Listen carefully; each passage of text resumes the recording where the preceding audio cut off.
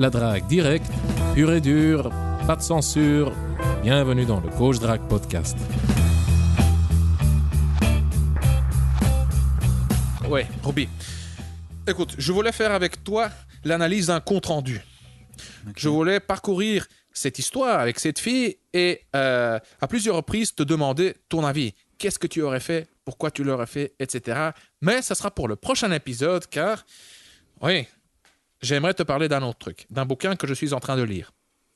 Tu me parlais de Robert Sapolsky, c'est ça hein? Non, pas Robert Sapolsky. Ah oui, de Dwight. C'est Robert Wright. Robert et... Oui, Robert, je ne vais pas te l'appeler. Wright, c'est W-R-I-G-H-T. OK. Et le bouquin s'appelle The Moral Animal. OK, je vais le noter. Je ne sais pas s'il a été traduit en français, mais c'est un bouquin qui te retourne le cerveau. Et c'est un bouquin sur, tu ne le domineras jamais, la psychologie évolutionniste. Alors, ce dont je voulais te parler, c'est que, regarde, le point de départ, c'est une réflexion. Mm-hmm. Et pour moi, ce que j'aimerais développer avec toi, ici, maintenant, c'est une petite routine. OK. C'est une petite phrase d'approche à l'ancienne, à la mystérie, tu vois, comme qui ment plus, les hommes ou les femmes, hein? Ce genre-là.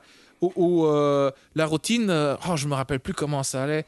Oui, enfin une routine genre, est-ce que tu penses qu'on pourrait être ami avec son ex?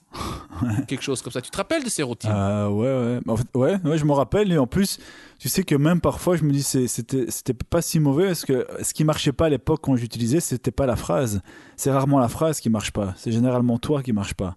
Donc, c'est toi qui marche. Oui, c'est ton langage du corps. C'est ton langage du corps, l'intonation. Parce que quand tu es super confiant, dominant, tu viens, les filles qui mentent plus.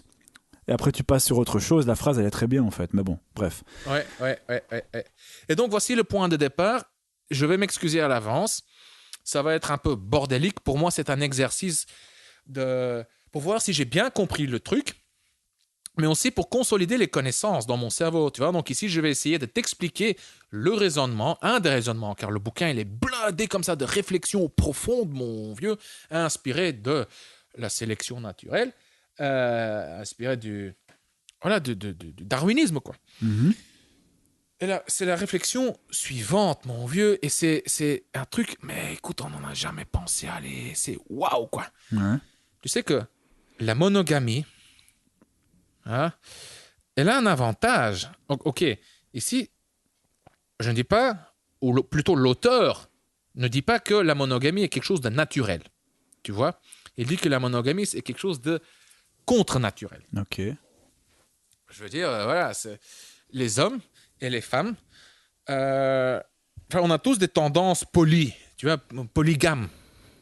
Hein, la polygamie, ça veut dire plusieurs partenaires. Mm-hmm. Et ça, c'est le groupe général. Donc, tu as je sais pas, la polyandrie, c'est des meufs qui ont plusieurs mecs.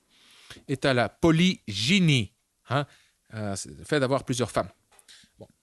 Alors, les humains sont polygames. Mais la monogamie a un avantage, et l'avantage est que ça procure une certaine stabilité sociétale. Et je t'explique comment et pourquoi. Maintenant, supposons que tu as 1000 mecs et 1000 femmes. Mm-hmm. Et ils vivent dans des conditions strictement monogames. Tôt ou tard, tout le monde va finir par s'accoupler. OK? Bon, on simplifie, on sait que la réalité n'est pas comme ça. Et après, je vais te donner des preuves, enfin des preuves entre guillemets, pour te montrer ce que ça donne quand ces conditions stériles, cliniques, parfaites n'existent pas. Okay. Donc, le point de départ, c'est 1000 mecs, 1000 femmes, t'as droit qu'à un seul partenaire, et sinon tu meurs, hein, tu vois. Donc, à la fin, tout le monde aura un partenaire. Bon. C'est prouvé déjà, scientifiquement, les mecs en couple qui sont dans une relation stable à long terme, ils sont plus calmes, ils sont moins agressifs, ils commettent moins de crimes, hein, ils sont moins susceptibles à tomber accro aux drogues, à l'alcool et je ne sais quoi. Mm-hmm. OK?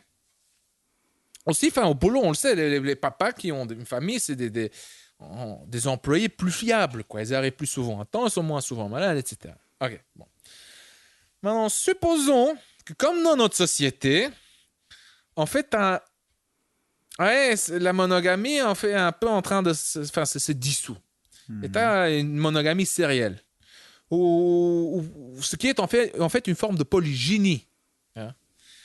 Ce qui se passe, ça crée de l'instabilité. OK? Certaine instabilité. Maintenant, regarde. Tu as 1000 mecs, 1000 femmes. Et il y a comme ça un peu plus de... Comment dire? Les règles sont plus souples. Tu poses la question à une femme. OK. Suppose... Ou bien, tu as le droit. Qu'est-ce que tu choisis quoi? Un mec moche, pauvre, laid, enfin, que t'as pour toi toute seule, hein, pour le restant de ta vie, ou bien tu partages un beau gosse riche, fertile et je ne sais quoi avec une autre femme. Qu'est-ce que tu choisis? Qu'est-ce que les femmes vont répondre, tu crois? Écoute, moi, instinctivement, enfin pas instinctivement, mais de manière même peut-être conditionnée, j'aurais tendance à... Et des femmes me l'ont déjà dit, d'ailleurs, dans ce sens-là, c'est que je préfère un mec plus moche, moins beau, mais qu'elle garde pour elle toute seule. Ouais, ok. Et c'était la réponse ou... Non, c'est l'inverse. Et hier, en plus, j'ai demandé à ma femme, mais bon, c'est juste... ouais, c'est pas... C'est marrant, moi j'ai eu des femmes, encore une fois récemment, un rendez-vous où une fille me disait que... Ouais, c'est ce qu'elle dit. Mais c'est aussi, écoute, c'est aussi un truc très, très important à savoir. C'est que les gens, en général, ne sont pas très doués à connaître et reconnaître leur vraie motivation. Mm-hmm. Donc peut-être que la fille, sa motivation au moment même était toujours de préserver l'image de la fille fiable, fidèle. Tu vois, non, moi je suis une fille fidèle, je trompe pas mes mecs. Tu vois, la fille monogame, qui essaye de, voilà. Enfin, tu connais l'histoire. Quoi, les filles. Je cherche un mec sérieux, honnête et fiable, bla. Mais ouais, il faut voir comment elle réagirait réellement, tu vois. Il y a beaucoup de mecs aussi qui diraient non, je suis vraiment juste, tu vois, qui donnent une réponse socialement acceptable. Beaucoup de mecs qui disent, si tu leur posais la question, écoute, tu viens draguer, t'as envie de baiser d'autres meufs? Non, je suis marié et je suis heureux. Ouais, mon cul, mon vieux. Ça, je suis tout à fait d'accord. Ouais. L'hypocrisie. L'hypocrisie. Ouais. Mais tu sais, beaucoup de gens, et ça a aussi une explication évolutionniste, ne s'en rendent même pas compte. Ils croient vraiment ce qu'ils disent parce qu'ils ne connaissent pas. Ils savent pas comment ils réagiraient réellement si la situation se présentait. Mais aussi le fait de se mentir à soi-même, je t'en ai parlé tantôt, ça a aussi une raison évolutionnaire. Bref. Donc peut-être que la fille t'a donné une réponse comme ça socialement acceptable parce qu'elle voulait donner une bonne impression, elle voulait pas paraître pour une fille facile et tout, mais en réalité, ce qui se passait, c'est que les femmes, ou une partie des femmes, une partie suffisante, préféraient partager un mec beau, intelligent, riche, etc. Enfin bref, un mec qui se situe plus haut sur l'échelle sociale. Elle aimerait partager ça que de voir juste un mec pour elle toute seule. Ouais. Un mec moche, pauvre, etc. pour le restant de sa vie. Et c'est logique aussi. Tu vois? Je veux dire, pour ses enfants, pour la procréation, c'est mieux d'avoir un demi-mec friqué avec des ressources, avec de bons gènes, etc. que d'avoir un mec qui n'a rien. OK. Donc, ce qui se passe, c'est que tu as 1000 mecs, 1000 meufs. Et maintenant, s'il y a comme ça plus de... si les règles deviennent plus souples, il y a des femmes qui vont abandonner leur mec pour grimper sur l'échelle sociale. Donc, la femme, disons, à la 400e place, si elle a l'opportunité de partager le mec à la 40e place, elle va le faire. Tu vois? Et comme ça, donc, il y a une place qui se libère. La 400e place qui se libère. Et donc, beaucoup de femmes vont essayer de monter comme ça, d'avoir un meilleur partenaire. Et ce qui va faire, au final, tu vas te retrouver avec un pourcentage de mecs au top qui ont un grand pourcentage de femmes. Mhm. Et t'as tout en bas, comme ça, une couche de mecs qui n'ont personne. Mhm. Ah, c'est là que tu voulais en venir avec mon exemple de quand je dis que tu pouvais cumuler toutes les statuts, pouvoirs, etc. Et que c'est toi qui te partageais un peu la plus grosse part du gâteau, quoi. C'est ça que tu voulais dire. Non, c'est Ah, pas ok. nécessairement, mais ça revient au même au Ouais, final. ça revient au même, oui, T'as- c'est ça, ouais, ouais. ouais. Oui, et donc, regarde mon vieux, ce qui se passe. T'as comme ça toute une couche de mecs qui n'ont rien. Regarde un peu ce qui se passe ou ce qui s'est passé en Allemagne avec les réfugiés. Tu vois, où ils ont agressé, ils ont, enfin, des centaines ou des milliers de mecs que, enfin, c'était au fait de fin d'année, l'année dernière, qui ont, ouais, enfin, agressé plein de femmes, quoi. Regarde un peu ce qui se passe dans les banlieues en France, Ouais, tout à fait. ici à Bruxelles. C'est-à-dire, c'est pas politiquement correct ce que je veux dire, mais c'est la simple réalité. Et en plus, regarde la beauté du truc, ça n'a rien à voir avec la religion, tu vois, ou avec la couleur de la peau. C'est juste comme, c'est juste Darwin, c'est juste l'évolution, c'est l'instinct humain. Tu mets des blancs chrétiens exactement dans les mêmes conditions, hein, où ils n'ont pas accès, où ils se retrouvent en bas de l'échelle sociale et où ils n'ont pas accès aux femmes, hein, à l'affection, à l'amour, au sexe et je ne sais quoi, et tu vas obtenir exactement le même résultat. Donc regarde ce qui s'est passé là. Bah, les mecs, enfin, il y a plus d'instabilité sociale. Ils deviennent agressifs, ils commettent plus de crimes, ils se battent, ils boivent, il y a de la drogue, etc. Donc ça, c'est un avantage aussi de la monogamie, car ça permet... Enfin oui, ça crée plus Stabilité. de stabilité. Voilà. C'est intéressant, moi j'ai jamais pensé à ça, quoi. Mhm. C'est très intéressant, ouais, c'est vrai. Mais c'est vrai qu'il y a beaucoup de Et, sociologues. et indirectement, les femmes en deviennent victimes, car les mecs... Enfin, aussi, il y a plus de viols. Hein. Les mecs tout en bas, comme ça, qui sont affamés et qui n'ont rien, vont plus facilement passer à l'acte. Enfin, il y a aussi c'est beaucoup plus complexe que ça. Tu vois, il y a les gens au top qui abusent de leur pouvoir aussi pour agresser, mais il y a aussi souvent, quand des violeurs sont souvent des mecs qui ont un manque de confiance en eux, qui n'ont pas accès, qui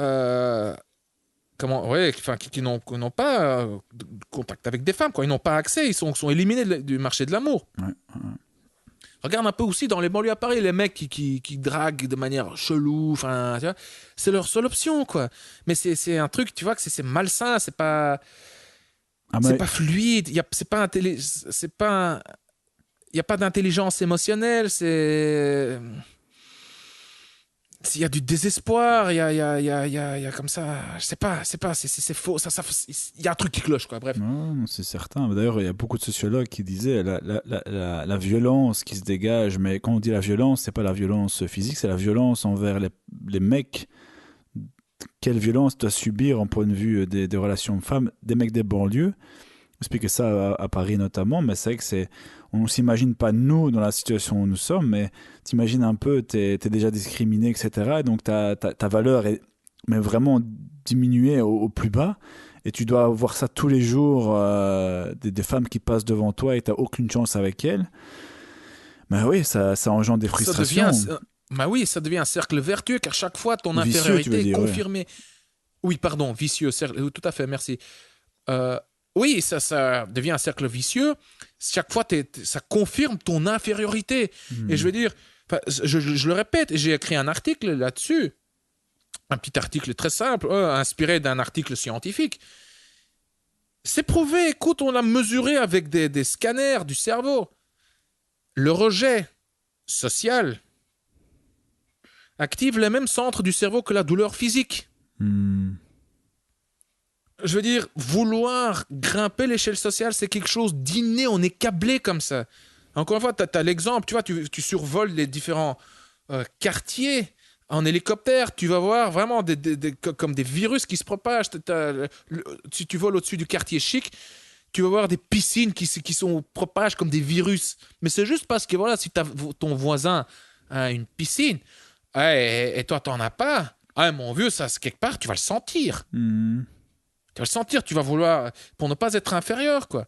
Je ne sais plus dans quel épisode du Coach Drag Podcast, j'ai donné l'exemple ici un peu plus loin à Tirlemont. Il y a un mec qui a commencé avec ses... Ouais, le truc de Noël, là. Ouais, avec les guirlandes et les lumières. Maintenant, c'est devenu un truc ridicule, c'est grotesque. Enfin, il éclaire toute la ville avec ces trucs en hiver, tu vois. Et donc, tu vois, comme ça s'est propagé comme un virus. Il y a son voisin aussi qui a commencé une course à l'arme. Enfin, je sais pas si ça se dit. Non, on se dit pas. Je connais pas l'expression exacte, mais non, ça se dit pas. Non, oui, arms race, on dit en anglais. Tu vois, qui a commencé à surenchérir, tu vois, et a fait de la même chose. Il a encore plus de statuts, et tu vois que plus tu t'éloignes de ce centre hein, illuminé, enfin, tu vois comme ça plusieurs... tu peux voir, c'est comme une succession de cercles concentriques. Enfin, toutes les maisons autour aussi des lumières comme ça et des décorations, et plus tu t'éloignes, hein, de moins il y en a jusqu'à un moment où il y en a plus, quoi. Donc c'est comme ça. On est câblé, voilà. On veut pas rester tout en bas de l'échelle sociale. Et les mecs, comment... Oui. C'est une forme indirecte d'oppression. Enfin, je sais pas comment l'expliquer. Donc, quelque part, attention, je ne justifie pas ce comportement. C'est clair, je veux dire. Mais je le comprends. Tu peux imaginer la frustration que ça peut engendrer. Ah oui. Moi, quand je m'imagine à 15 ans, mon vieux... C'est tout, enfin, j'ai mon cerveau qui clignotait, mes hormones qui partaient dans tous les sens. Moi, j'étais complètement perturbé, perdu, chaud de la bite, mon vieux, en manque d'affection, de tendresse. Je voulais avoir une copine, du cul, du sexe. Ah, j'étais dingue, mon vieux, j'étais... Enfin, tu vois les filles, tu vois, 15, 16 ans qui sont à cet âge-là encore plus matures, et toi, t'es là, tu te sens inférieur, petit, minable. Mais j'étais une bombe, enfin, un retardement. Mais il y a des mecs qui renoncent à ça et qui renoncent et qui organisent leur environnement de sorte à ne plus être confrontés à ça.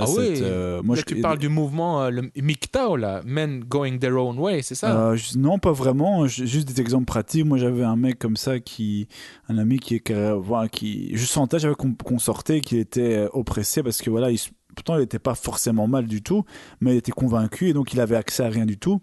Et il est parti à l'étranger, il a marié une femme, je ne sais plus de quelle origine, mais vraiment, il s'est un peu enfermé pour ne plus être face à face à cette réalité et pouvoir vivre normalement, parce que c'était trop frustrant, trop puissant de le vivre au quotidien.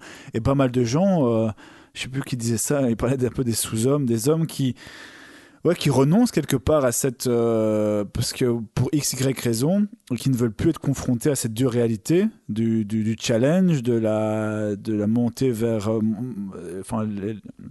monter socialement, et qui préfèrent organiser leur environnement de telle manière qu'ils ne soient plus confrontés à tout ça. Mais c'est vraiment renoncer à une partie de... Ouais, c'est comme si tu devenais en mode automate, tu renonçais vraiment à ce qui te fait... Ce qui fait d'un homme un homme, quoi. Cette virilité, cette persévérance, cette dominance, cette amélioration constante, et tu t'organises de telle manière à ne plus être confronté à ça, quoi. Moi, j'ai pas mal d'exemples dans mon entourage d'hommes comme ça, quoi. Ouais. C'est même un mouvement, hein. Je sais pas si tu m'en as parlé, mais je me souviens plus exactement. Mais oui, tu peux me rappeler. Oui, enfin, je connais pas le truc en détail, mais c'est le mouvement MGTOW. MGTOW, oui, ça se prononce comme ça, MGTOW, mais ça s'écrit M de maman, G-T-O-W. Et c'est prononcé MGTOW. Et ça veut dire Men Going Their Own Way. Surtout au Japon et ouais, aux US, enfin, je sais pas exactement dans quel pays, c'est devenu un mouvement assez, comment dire, ça a pris de l'ampleur. Ouais. Et c'est juste des men going their own way, c'est des mecs qui renoncent, quoi. Voilà, les femmes, voilà, je renonce. Voilà, ils font leur truc, quoi. Ils ont abandonné. Ils jouent aux jeux vidéo, ils s'amusent entre eux, entre mecs. Ils sont un peu pessimistes, ils sont amers. Ça, j'avais pas suivi, mais c'est vrai que c'est très révélateur, hein. Très, très révélateur. Enfin, bref, donc là, on a un peu... digresser. Pardon? Ouais, tout à fait. Non, mais quoique non, ça rejoignait ce que tu voulais dire au départ avec. Non, tu m'as corrigé, t'as dit digresser. Non. Ah, pardon. Non, tu peux, parce que... Non, écoute, si je commets des erreurs, tu me corriges. Hein. Non, t'inquiète pas, tu parles mieux français que la plupart des francophones ici, donc t'inquiète pas. Ouais, ben merci. Mais petit truc, tu sais que quelque part, j'ai une angoisse, l'angoisse de commettre des erreurs, et ça me freine, tu vois. Ouais. Enfin, je me freine. C'est un peu ce perfectionnisme.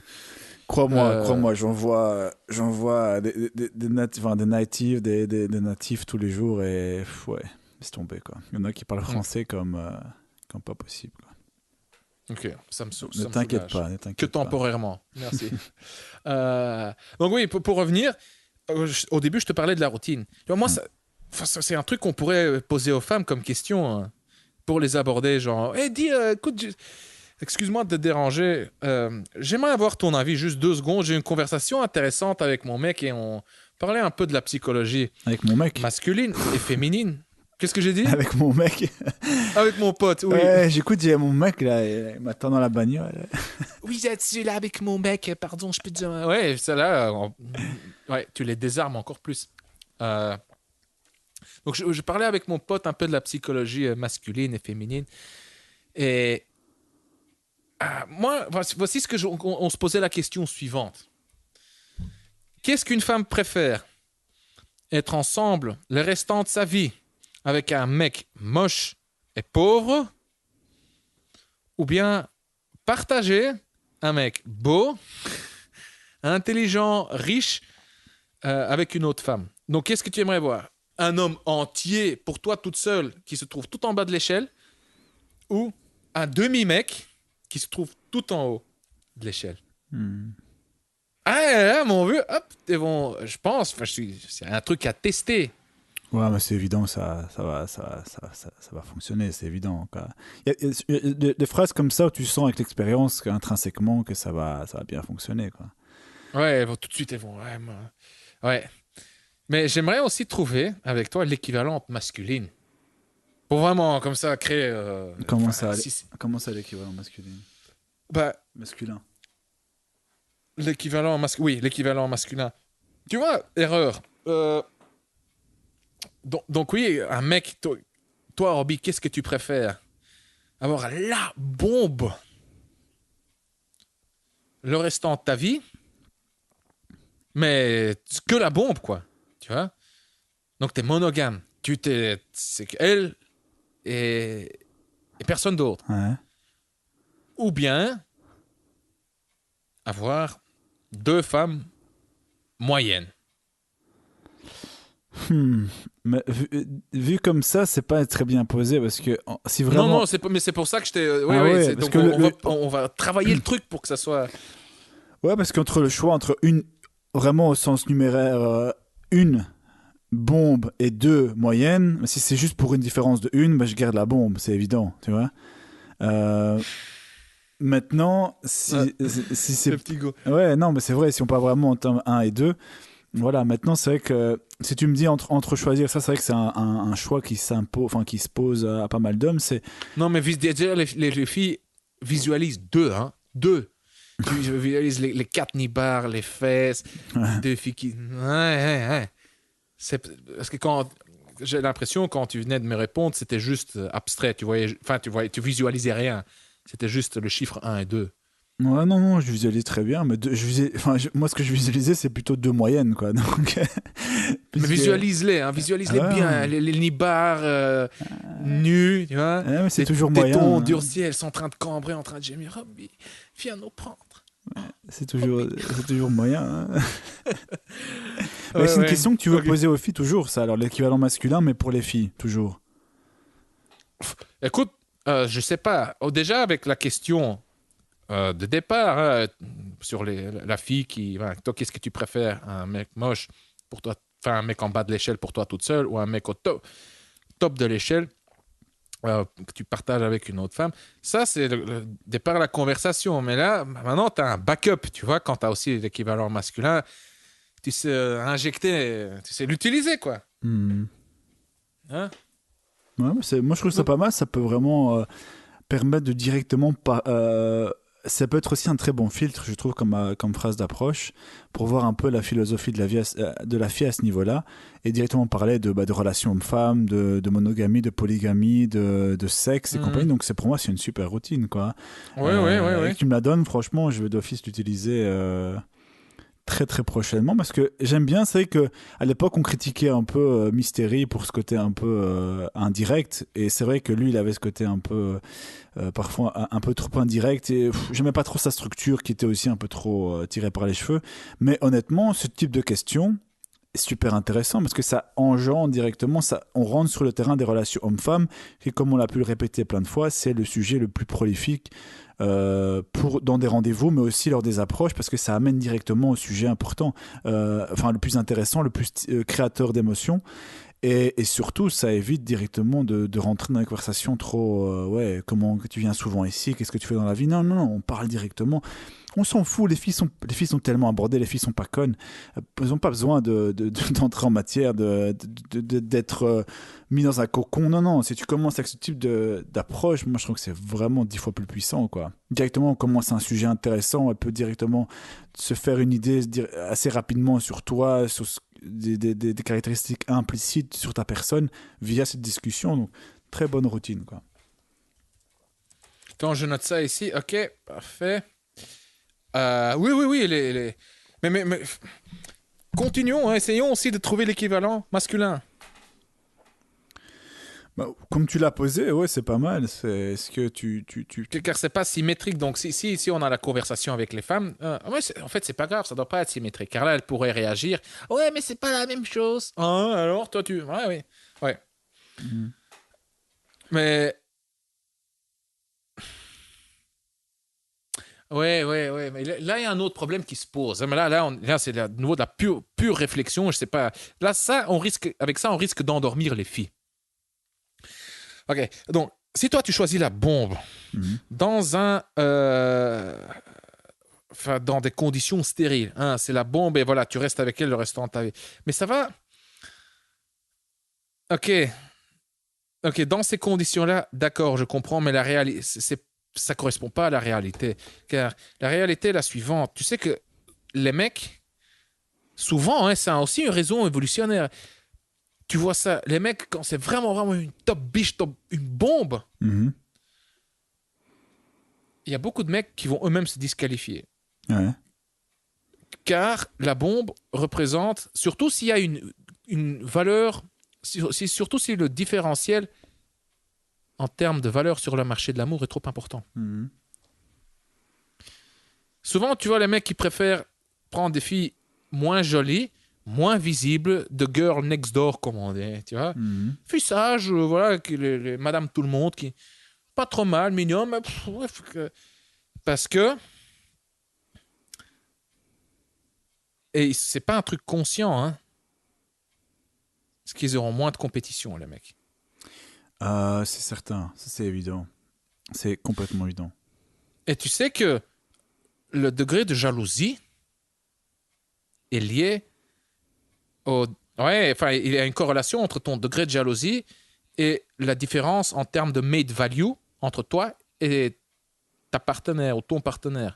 Ça aussi, ouais. Donc, plus la mate value de ta partenaire est élevée par rapport à ta mate value, à ta valeur sur le marché de l'amour, plus tu seras jaloux. Dans des conditions stériles, ouais. Non, en réalité, c'est mesuré, en réalité. Dans des conditions stériles, non, parce que dans des conditions stériles, t'es certain que voilà, elle est à moi tout seul. Dans ce sens-là, je veux dire dans des conditions de base, alors sans vraiment, sans que la personne, sans que le mec ait fait un travail, parce que ça dépend aussi de l'environnement. Si tu me parles, parce que moi c'est empirique, si effectivement je suis à Bruxelles et j'ai la top bonasse 10 sur 10, comme je sais que la qualité moyenne des filles à Bruxelles est plus que peu limite, c'est sûr que là, ta jalousie, ta méfiance va augmenter. Maintenant, si je me retrouve avec la même fille dans un environnement comme Kiev ou Moscou, c'est pas du tout la même chose, parce que là, déjà, les mecs, la compétition est très basse, Et en plus, le nombre de 9, 10 sur 10 est beaucoup plus élevé qu'à Bruxelles. Et d'ailleurs, tu peux même le voir. Et là, ça serait probablement l'inverse. C'est elle qui risque d'être plus méfiante et jalouse. Mais c'est évident. Moi, j'allais dans les clubs à Kiev ou à Moscou avec des filles. Il fallait voir comment elles t'observaient pour essayer de te prendre en flagrant délit de mater, tu vois, parce que elle sait qu'il y a des bombes atomiques à chaque coin de rue, donc oui, donc là ça change complètement, mais c'est évident, moi j'ai déjà remarqué aussi quand j'étais par exemple avec mon ex-copine qui était vraiment une jolie fille, vraiment une très jolie fille, même dans un environnement, quand je voyais à quel point tous les mecs tournaient autour d'elle. Et alors que l'environnement était inversement, où j'avais pas forcément une valeur plus élevée que... Enfin, si, j'avais une valeur plus élevée que la moyenne, mais pas non plus à ce point élevé. Mais je sentais que, ouais, comme il n'y a pas non plus énormément de super filles de son niveau, mais voilà, je sentais quand même une sorte de pression, de méfiance et de jalousie qui était automatique, même si j'étais lean back, détaché, j'avais de l'expérience dans le game, parce que l'environnement te l'imposait. Mais dans d'autres circonstances... je ne le sentais pas de la même manière, donc c'est vrai que c'est assez fluctuant, quoi. Ouais, c'est vraiment c'est fascinant comme truc. Ouais, non, ça fait aussi. Mais regarde en réalité ce qui se passerait. Hein. Donc beaucoup de mecs choisiraient pour une relation à long terme la fille moyenne, il y a juste moins de compétition. Ouais. Ils ont plus de certitude qu'elle va rester. Voilà. Et ça Et ça, c'est lié au concept de paternity certainty, la certitude de paternité. Quand il y a moins de compétition, quand tu as plus de certitude sur la fidélité de ta partenaire, tu es plus certain d'être le papa des enfants. Et donc, tu es plus certain que ce soit tes gènes qui vont... Enfin, que tu investisses tes ressources dans tes gènes. Tu vois, que tu n'es pas en train d'investir dans tes ressources dans les gènes d'un autre mec. Tout à fait. Donc, tout c'est lié à ça. Donc, il y a beaucoup de mecs qui choisiraient la fille moyenne. Et en plus, la réalité... Donc ici, je te parle pas des conditions stériles. Hein, je comprenais. Enfin, j'ai mal utilisé le mot stérile, mais ouais, ok, vas-y. Mais ici, je te parle de juste de la vraie vie, quoi. Ouais. La bombe. Ok. Supposons que tu choisisses la bombe. On est des mecs. Cette bombe, tu vas t'en lasser, hein. Après quelques parties de jambes en l'air. C'est évident. Mais il y a des différences individuelles, mais surtout chez les mecs qui ont du succès auprès des femmes. Hein. Ah ouais, vu que tu vis dans l'abondance, tu vas t'en lasser encore plus vite. Exactement. Okay, le mec qui a une valeur sur le marché de l'amour inférieure, hein, qui a moins d'expérience, qui est plus monogame, entre guillemets, bah oui, il va rester plus longtemps, mais... Donc, ouais... La réalité, tu vas t'en lasser, quoi. Enfin, il est même probable que tu vas être infidèle avec des filles moins belles, juste parce que les filles moins belles ont un avantage. Je dis pas que ça sera le cas, mais tu vas pas dire non. Les mecs aussi, quand il s'agit d'une partie de jambes en l'air, ils sont beaucoup moins sélectifs que les femmes. Dès qu'elle est baisable, c'est un oui, tu vois. Et donc les filles, si tu trompes cette bombe avec qui tu es depuis quelques années, on va dire, il se peut que tu la trompes avec des filles moins belles, mais les filles moins belles ont un avantage par rapport à la bombe. Et cet avantage ne sera que temporaire. Et c'est l'avantage de la nouveauté. C'est tout. Ouais, tout à fait. Et c'est aussi avec ce type de raisonnement que tu peux comprendre un peu des phrases un peu stéréotypées dans la séduction, genre oui, les femmes vont toujours vers le salaud, etc. Mais derrière ces phrases, il y a souvent des phénomènes qui sont explicables via notamment ça, parce que le salaud, généralement, c'est aussi un mec qui a une valeur plus élevée, qui a du succès. Et écoute, les professeurs David Boss, et peut-être d'autres aussi, on en parlait. Pourquoi ? Parce que le salaud, il envoie des signes de dominance. Exact. Parce que personne n'aime être le salaud, avant d'être un salaud, il a des caractéristiques dominantes. C'est un indicateur.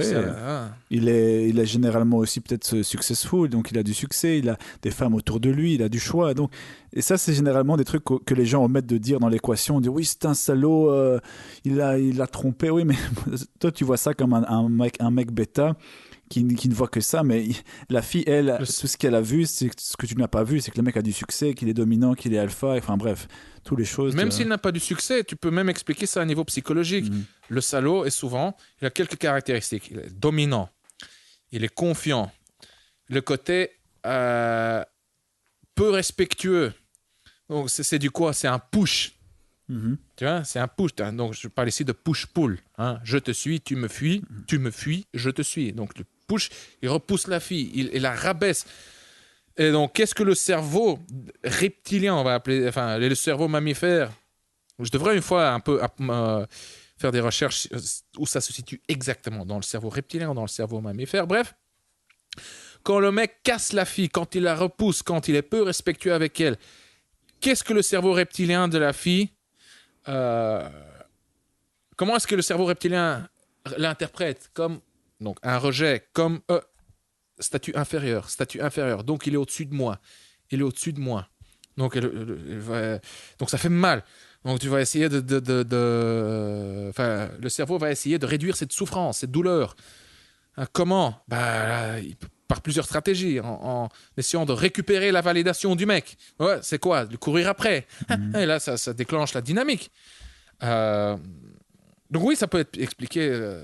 Car le mec gentil, doux, serviable, qu'est-ce qu'il communique? Il communique plusieurs trucs. Un, je suis acquis. Et donc en fait, le mec, la stratégie optimale du mec, de l'homme en général, c'est la diversification du portefeuille. Je simplifie, car pour le mec, ça a aussi un avantage de s'accoupler et de s'investir à long terme. Mais en général, c'est de diversifier son portefeuille, pour ainsi dire. Mais donc, si le mec envoie déjà dès le début des signes d'engagement, d'investissement, ça veut dire qu'en fait, il abandonne sa stratégie optimale pour la stratégie optimale de la femme, qui est l'engagement à long terme. C'est pour ça que les femmes sont plus sélectives, plus patientes, elles filtrent plus les mecs, etc. Et ça sous-entend donc que le mec a une valeur sur le marché de l'amour inférieur. Tu vois, tout le raisonnement, donc c'est pour ça que la fille se dit, oui, il a une valeur sur le marché de l'amour inférieur s'il s'adapte à moi, donc je vais continuer à voir ailleurs. Mais c'est un truc inconscient. Le bad boy, il me repousse. Mais ça veut dire qu'il a une valeur sur le marché de l'amour supérieur. Je ressens de l'attirance. Je le veux. Oui, mais je sais, il est méchant, mais je peux rien y faire. Je ressens des trucs pour lui. Je l'aime. Oui, en fait, je sais. Robert, c'est l'homme parfait.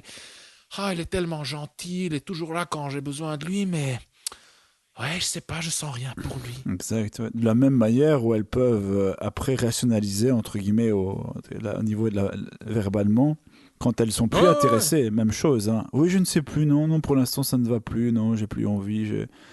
Mais ouais, c'est marrant, mais c'est toujours comme ça que ça se passe, toujours. Ouais, toujours. Tout à fait. Donc, Enfin voilà. Attends, je regarde un peu le temps. Waouh, mais mon vieux, le temps passe tellement vite, mon vieux, avec toi. Je te propose qu'on en reste là, quoi. On a notre petite routine. On a déjà une première version d'une variante. On n'a même pas besoin de la variante masculine. Non. Enfin, on peut l'utiliser pour, je sais pas, relancer la conversation, pour approfondir, mais par expérience, je sais aussi que si on reste trop longtemps dans ce sujet, ça risque aussi de casser l'ambiance, tu vois. C'est bien pour lancer la conversation. Tout à fait, ouais. Pour lancer la conversation, pour injecter un peu d'émotion dès le début. Et puis voilà, on change de sujet, on boit quelques verres, et là, hop, on passe à autre chose, quoi. Exact. Bref. Roby, dans le prochain épisode, on va finir par analyser ce compte-rendu. Okay? On y arrivera, ça va. Ok. Roby, merci à toi, cher auditeur. Merci, bye bye.